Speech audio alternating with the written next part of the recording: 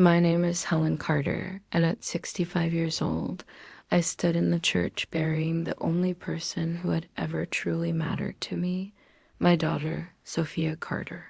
She was only 23, brilliant beyond her years, a woman who turned pain into innovation, and yet here she lay in her casket while the man who had abandoned us 15 years ago dared to stride down the aisle like he belonged there.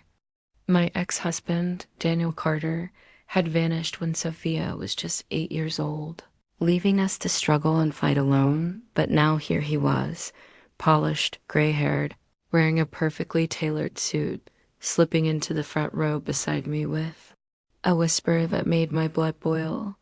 "We need to talk about Sophia's inheritance." I turned my face to him, studying the stranger who once pretended to be a husband, who once held our daughter in his arms only to choose freedom and another woman over fatherhood. His nails were manicured, his cologne the same expensive brand he wore when he left, as if nothing had changed, as if 15 years of silence could be erased by showing up at her funeral. "You don't have the right to speak about her," I hissed under my breath, my grief sharpening into fury. "You gave up every right when you walked away." But Daniel leaned closer, smug and calm, whispering words that stung like knives. "She was my daughter too, Helen. I have legal standing." Legal standing? Where was that standing when I nursed Sophia through fevers at 9 years old? When I worked 2 jobs to pay her tuition? When I held her hand through 6 months of chemotherapy, watching her radiant eyes dim under the weight of leukemia? Where was he when she built her empire? When she coded through sleepless nights, when the world began to recognize her genius? The pastor's voice filled the church, speaking of Sophia's kindness, her brilliance, her impossible achievements, how she had begun coding at 12, built her first app at 16, and by 21 had revolutionized medical data systems. At 22, she was being celebrated by international organizations, and Forbes had called her the medical data genius who could save lives.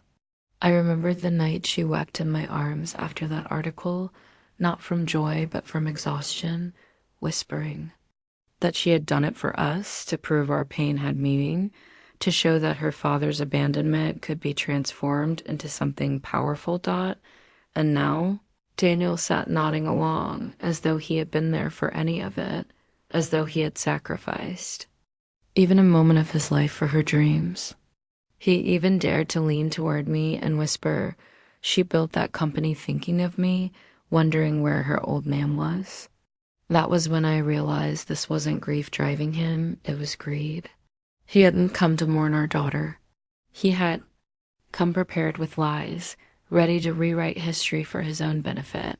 When the service ended, I watched him work the crowd, shaking hands with Sophia's business partners, smiling at her friends, presenting himself as the devoted father he had never been. The performance was flawless, convincing to anyone who didn't know the truth, but I did. And I knew in that moment that this was only the beginning of a battle that would test everything Sophia and I had endured. He thought 15 years of abandonment had left me weak, but he was about to discover how wrong he was, because what Daniel Carter didn't know was that my daughter had always been 2 steps ahead of him. Long before her illness, long before her final days, Sophia had seen this moment coming. She had prepared for it with the same brilliance she used to change the world. And as I watched my ex-husband charm the mourners in that church, I knew one thing with absolute certainty: he had walked into a war he could never win. 15 years earlier, long before Sophia became the woman the world admired, she had been just an 8-year-old girl building a blanket fort in her tiny living room, her 2 front teeth missing, her laugh innocent and unbroken. She had invited me inside for a tea party with her stuffed animals, carefully pouring imaginary tea into fragile china cups I had been saving for special occasions. She whispered to her teddy bear, "Daddy's been acting weird. He keeps looking at his phone and talking in secret voices." I had forced a smile that night, hiding the divorce papers I had already discovered tucked away in Daniel's briefcase, pretending that everything was fine when I knew our world was about to collapse. That evening when Daniel returned home, Sophia rushed to hug him, still believing in the fairy tale of parents who loved each other while I studied his face. There was no guilt, no remorse, just impatience, as if ending a family was nothing more than a business task to check off his list. "Helen, we need to talk," he said in that cold, detached tone. I asked Sophia to go to her room, humming her favorite tune, still full of hope, while her father prepared to shatter her world.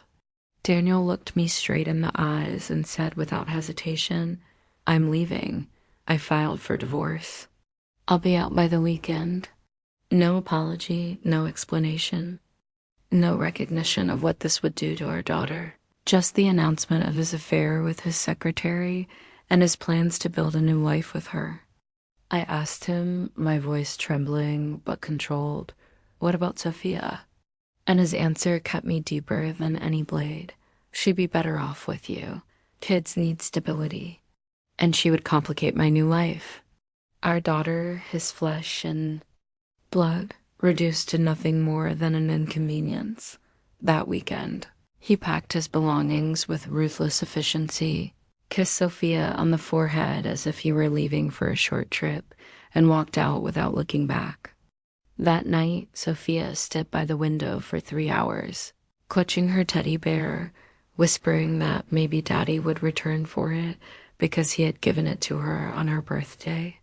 But Daniel never came back. No calls, no birthday cards, no Christmas presents, just silence while I worked 2 jobs to keep us afloat, while Sophia learned to stop asking questions about the father who had vanished.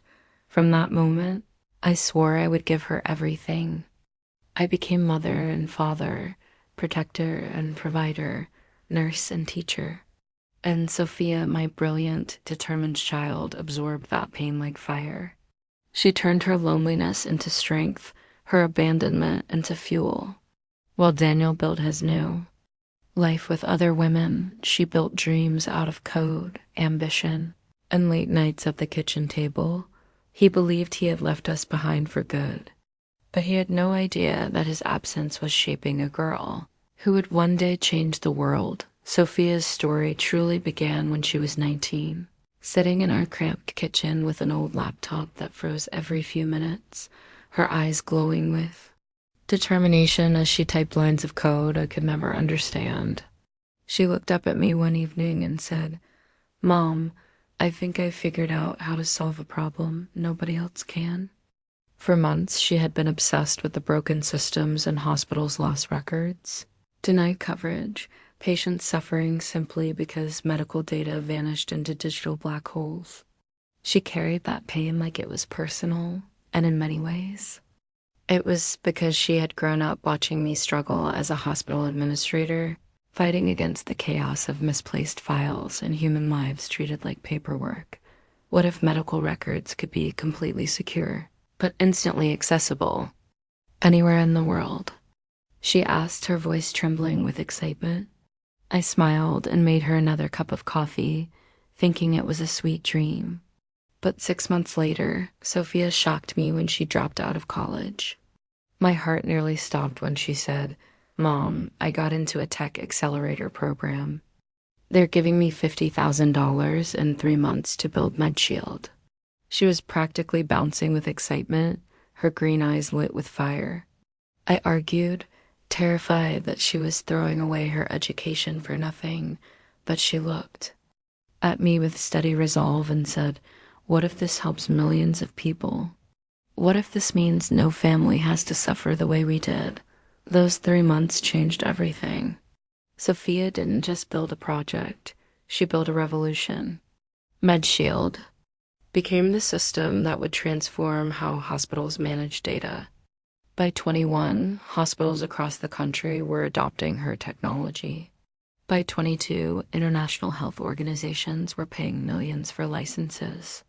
The day Forbes named her the medical data genius who could save lives, she came home and collapsed in my arms, sobbing not from happiness but from exhaustion. "I did it for us, Mom," she whispered. "I wanted to prove that what happened to us mattered, that we could turn Dad's abandonment into something that helps the world." Her company soared, investors lined up, and the world saw her as a brilliant pioneer. But to me, she was still that little girl who used to whisper secrets to her teddy bear, still the child who had been left behind but refused to let that define her.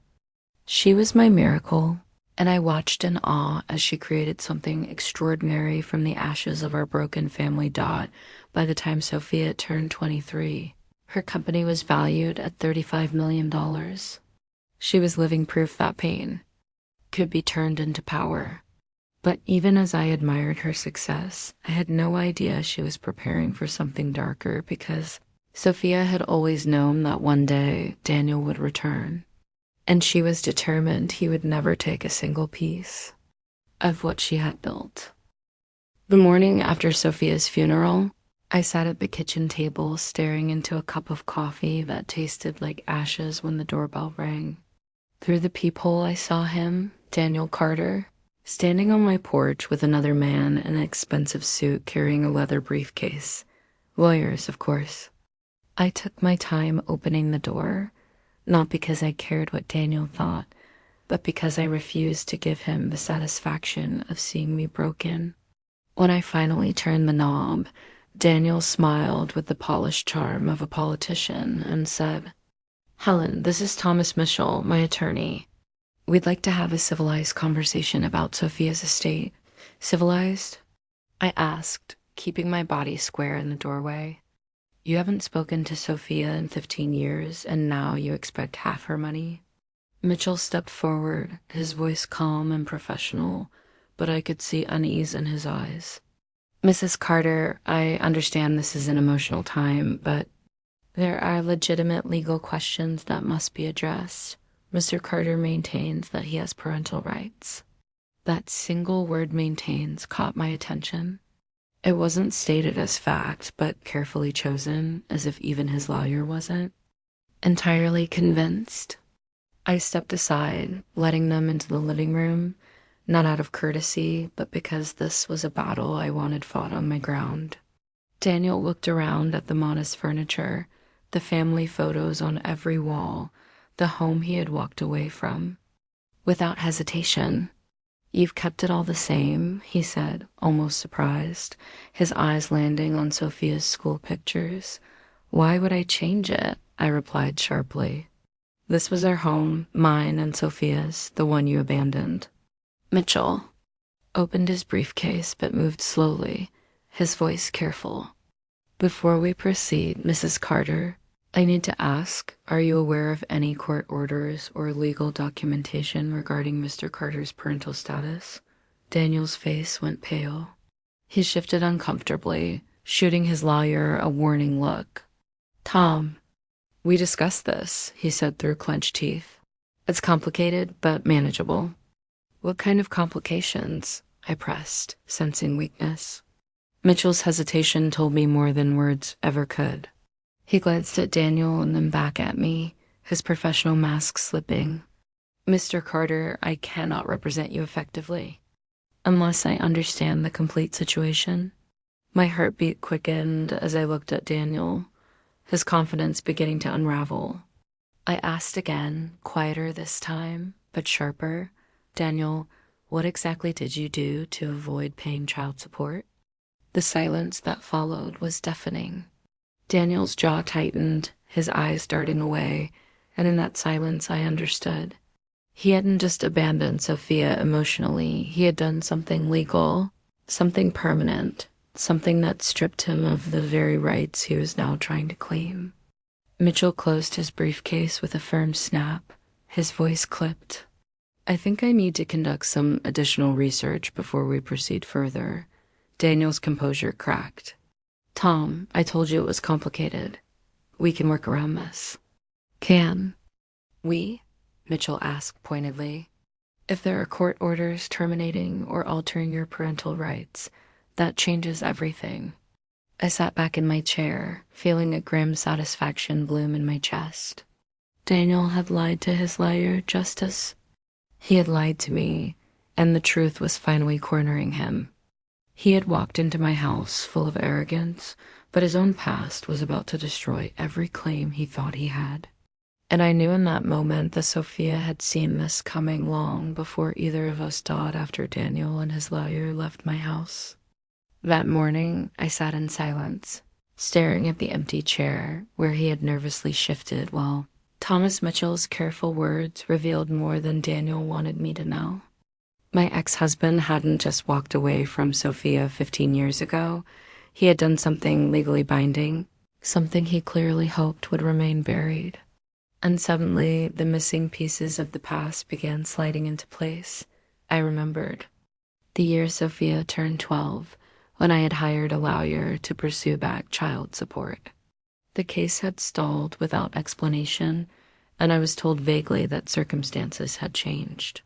At the time, I was exhausted, juggling 2 jobs, trying to keep food on the table and a roof over our heads, so I hadn't had the strength to dig deeper. But now I saw the truth shining through the cracks. Daniel hadn't just chosen another woman over his daughter. He had legally abandoned her to save himself a few $100s a month. An hour later, the phone rang, and when I saw Grace Liu's name flash across the caller ID, I felt an ache in my chest. Grace had been Sophia's mentor, a woman my daughter admired deeply and often credited with guiding her through the brutal early years of building MedShield. Her calm voice came through the line. "Helen, I saw the news coverage of Sophia's funeral. I'm so sorry for your loss." She was extraordinary. I whispered my thanks, holding back tears.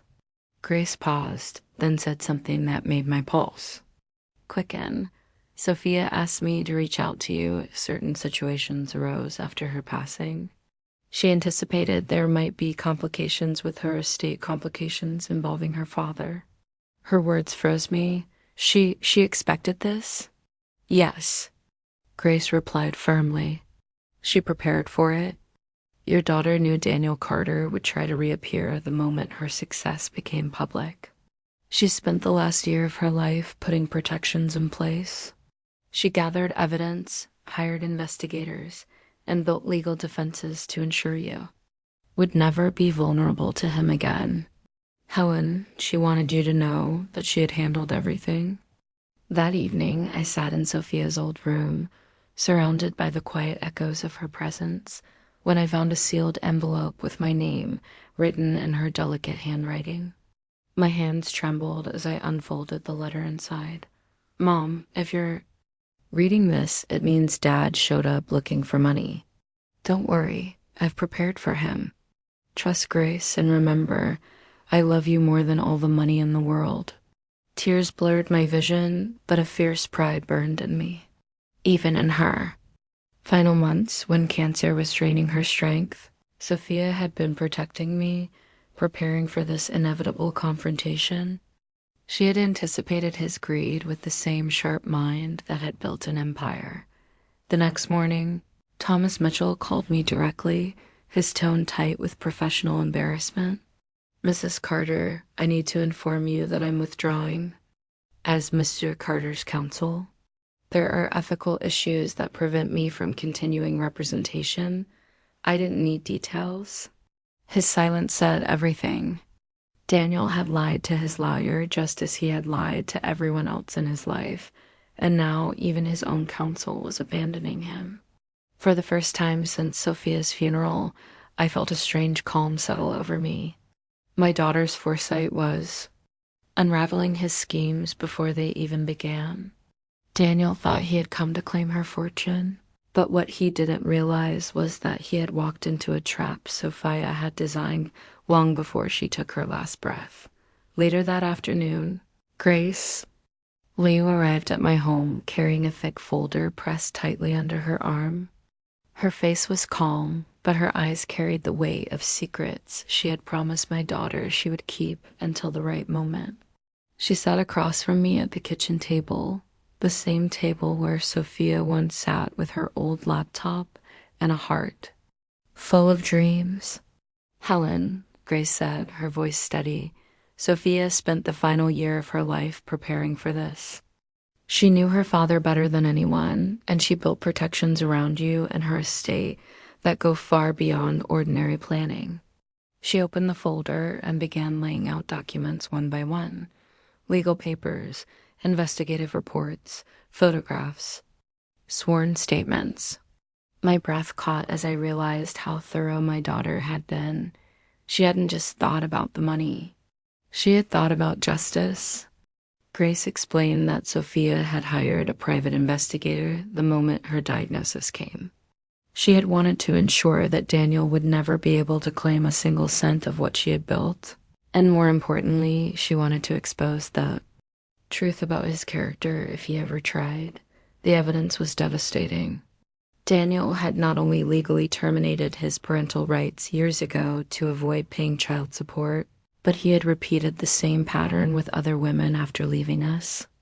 The photographs showed him smiling beside different women, playing stepfather to their children, only to vanish again once their resources were drained. Grace's hand lingered on one set of documents. "This is Carol Myers," she said quietly. "He lived with her and her young daughter, Lily, for 3 years. When Carol's savings ran out, Daniel disappeared, just as he did with you." My chest tightened as Grace continued. "After Carol, he married Clara Hayes for her inheritance, draining her wealth through failed business ventures. Sophia discovered it all. She gathered testimonies, bank records, even correspondence. She built a case strong enough to destroy his credibility completely if he ever tried to challenge her estate." Tears welled in my eyes as Grace pulled out a series of letters. "Your daughter also reached out to Carol and her daughter 2 years ago. Lily is 16 now, and she's been struggling with the same abandonment Sophia endured. Sophia quietly helped her with college preparation, counseling, and even financial support.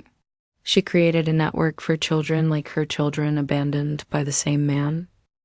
I stared at the evidence spread across the table, feeling my grief twist into something sharper. Pride. My daughter hadn't just built a company worth millions. She had built a fortress, a shield of protection that stretched far beyond herself. She had anticipated every move Daniel might make and created consequences that would follow him for the rest of his life if he dared to try. Grace leaned closer, her voice low but resolute. "Helen, your daughter didn't just prepare for her father's greed. She made sure that if he pursued it, the full truth of his life would be exposed. And she ensured that every child he abandoned would know they weren't alone. That was her final gift." I sat back, my hands trembling as I looked at Sophia's handwriting on the letters, her compassion burning through every word.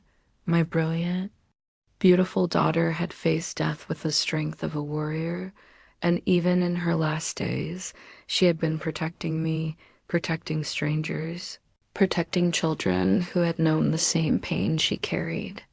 Daniel thought he could return after 15 years and take what she built. But what he didn't know was that she had already sealed his fate. The cracks in Daniel's carefully polished facade widened quickly, and soon his perfect life began to collapse around him. 3 days after Sophia's funeral, my phone rang again. On the other end was Clara Hayes, Daniel's current wife, her voice cold and steady. "Mrs. Carter, this is Clara. I believe you knew my husband before I did." "Yes," I replied cautiously. "Daniel is my ex-husband."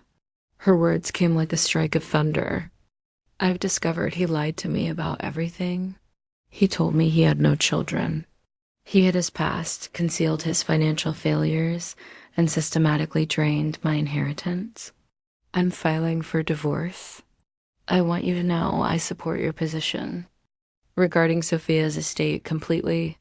Her tone hardened, full of fury I understood all too well. Daniel is a predator. He targets women with resources and bleeds them dry. I've been documenting his financial abuse for months, and I am prepared to testify if necessary. By then, the media had already caught wind of the inheritance battle. Journalists dug into public records, and headlines began to spread. Businessman who abandoned daughter seeks $35 million inheritance. The truth was pouring into the open, not because Sophia orchestrated it, but because she had ensured the evidence was waiting for anyone who looked. Daniel, once confident and composed, was unraveling under the weight of exposure. Reporters hounded him.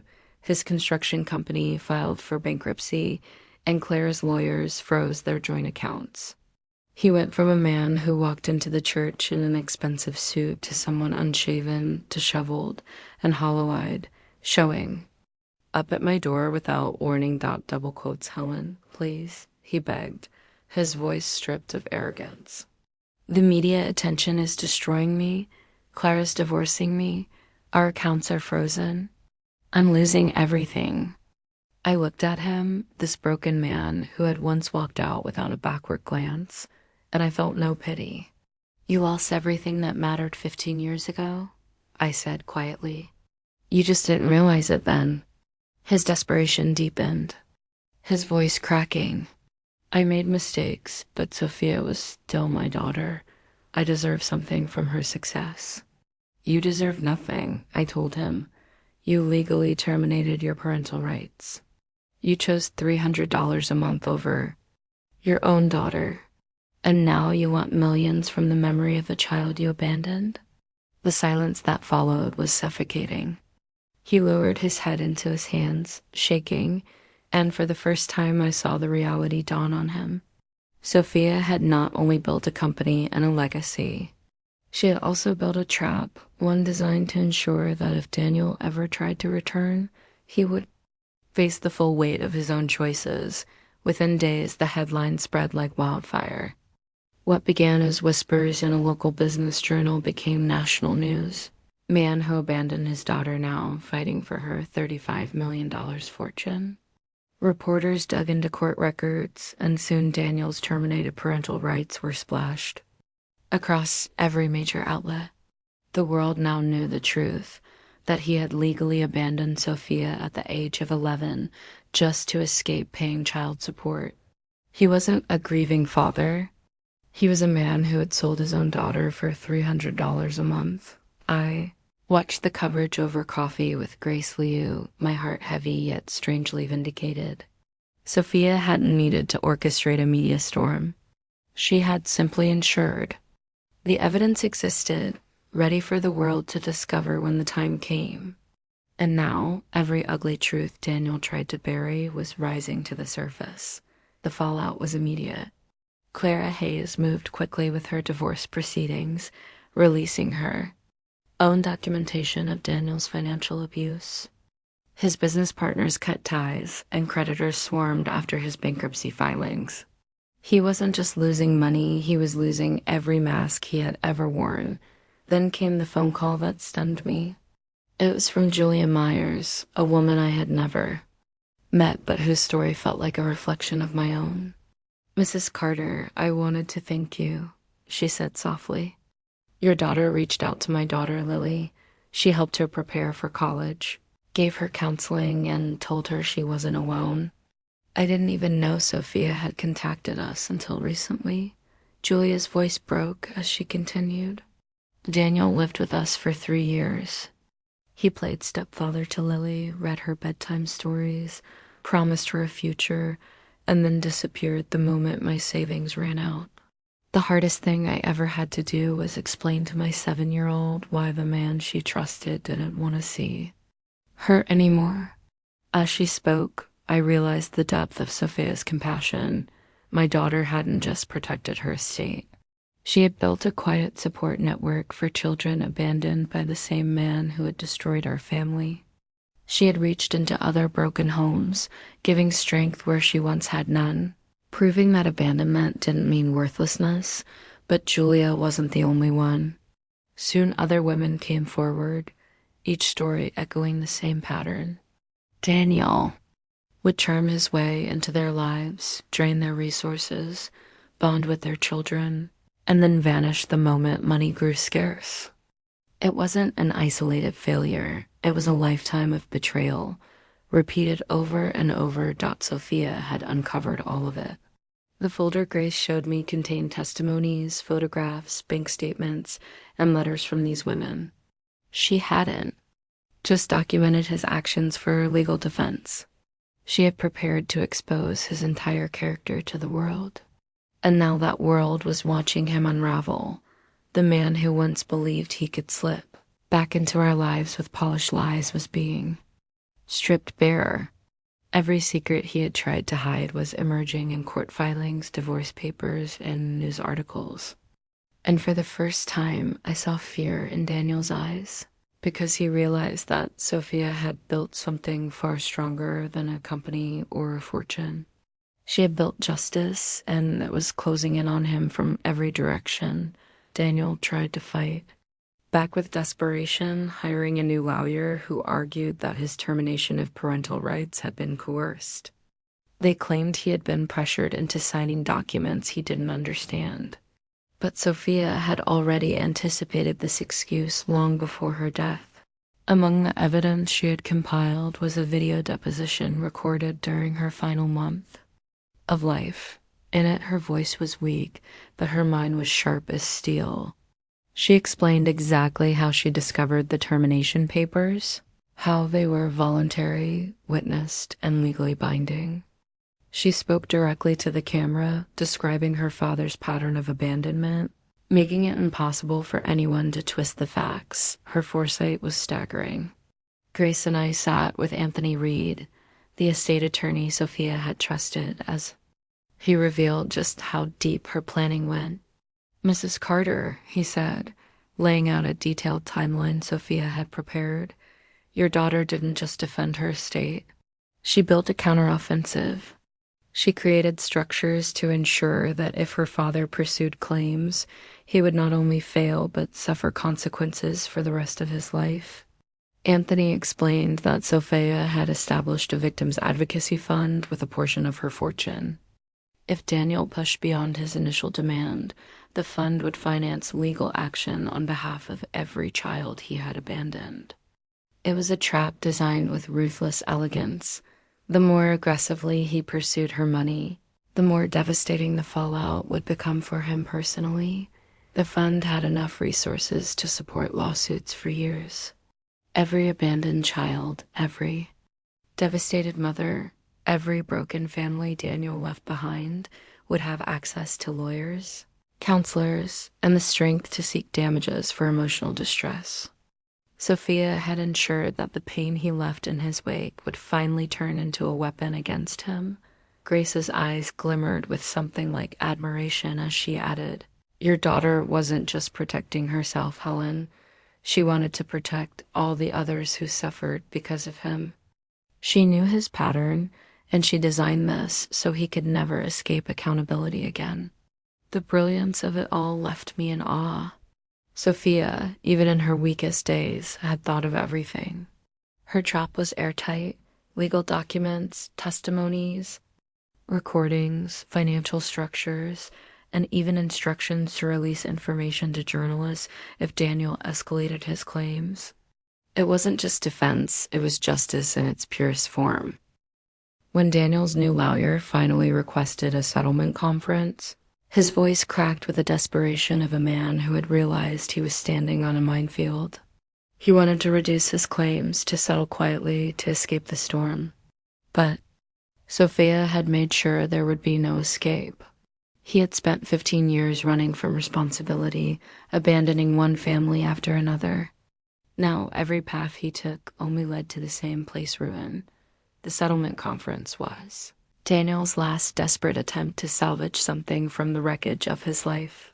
He arrived with another new lawyer, Kevin Barnes, who looked nervous.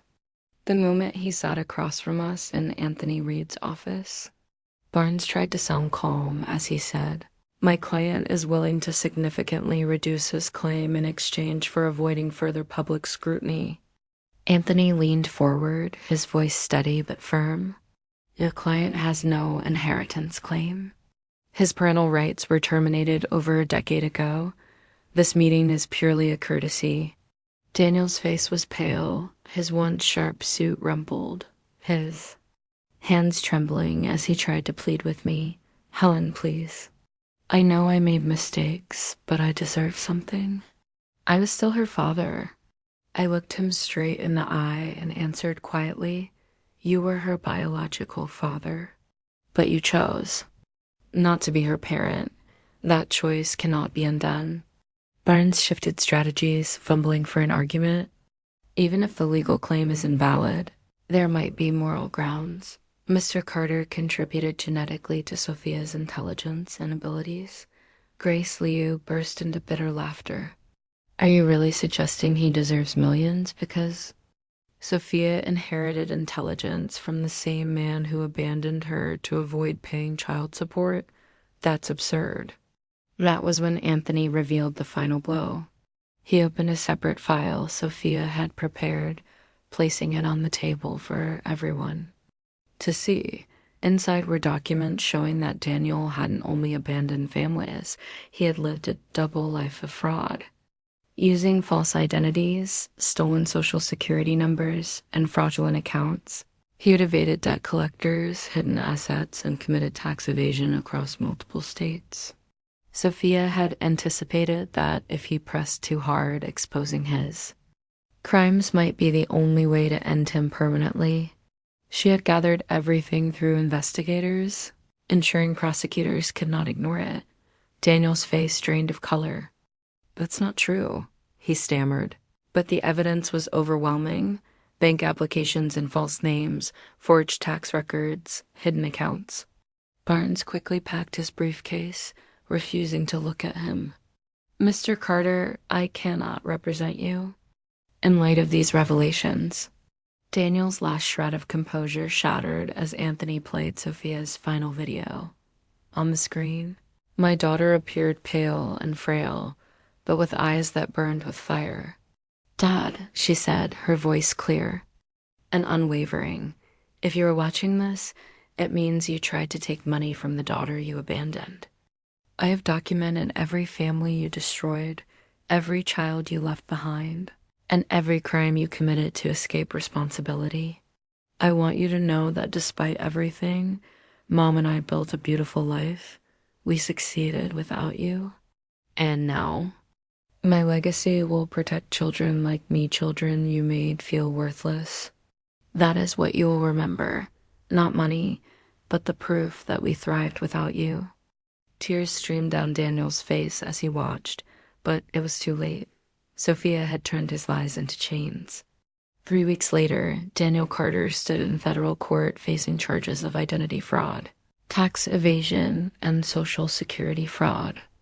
I sat in the gallery, Grace on one side of me and Claire Hayes on the other, as the man who once promised to love and protect us was led away in handcuffs. The judge sentenced him to 4 years in prison, followed by restitution payments to his victims. His life of easy charm and exploitation was over, replaced by years of paying for the families he had destroyed. But Sophia's true victory was not in his punishment. Her $35 million fortune became the foundation for scholarships, counseling programs, and legal advocacy for abandoned children. At her memorial, Julia Myers' daughter, Lily, stood at the podium, 17 years old and bound for college with Sophia's scholarship. With tears in her eyes, she said, "Sophia showed me that being abandoned doesn't mean you aren't worth loving. She proved that children like us can build something beautiful from broken pieces." Months later, Grace and I discovered Sophia's final secret. In her last year, she had been working with legislators to draft a bill protecting children from financial abandonment. That bill, now called the Sophia Carter Child Protection Act, passed unanimously. Her name would forever be tied not just to innovation, but to laws ensuring no child could be discarded. The way she was, I still live in the same modest home where Sophia grew up, surrounded by photographs of the girl who turned heartbreak into brilliance. Every picture reminds me of her courage, her compassion, and her determination to turn pain into purpose. Daniel gave her life, but never gave her love, and in the end, that made all the difference. Sophia Carter didn't just leave behind a company or a fortune, she left behind justice. She turned abandonment into armor, betrayal into a shield, and love into a legacy that will live far longer than any empire built on greed.